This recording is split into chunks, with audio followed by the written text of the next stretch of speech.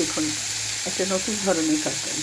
পাঁচ ফোড়ন দিয়েছি, দিয়ে আলুটাকে ভাজছি, তার আগে বড়িগুলো ভেজে নিয়েছি। আর দেবো এই কাঁচা লঙ্কাগুলো। দেখুন তো এগুলোকে কী বলে বলবো না। আর কাঁচা লঙ্কা দিয়ে এগুলোকে একটু ভেজে নেব। দেখুন বড় বড় লঙ্কাগুলো আমি লম্বা লম্বা করে কেটেছি। এইগুলো এবার আলুগুলো একটু ভাজা হয়ে গেছে, এবার লঙ্কাগুলো দিয়ে দিলাম। এটা দিয়েও আমি হালকা করে একটু ভাজবো।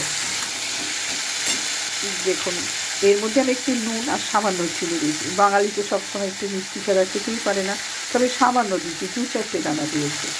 এবার একটু হালকা করে ভাজা হয়ে গেছে।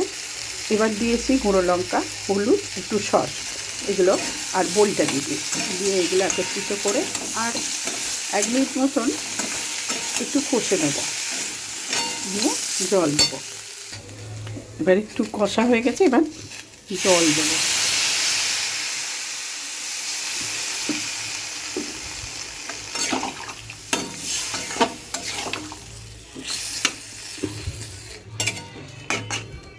এবার একটু ঢাকা দিয়ে অল্প আঁচে সেদ্ধ করতে দিলাম। দেখুন তরকারিটা হয়ে গেল। এবার একটু সামান্য সর্ষের তেল দেব, দিয়ে এবার গ্যাসটা অফ করে দেবো।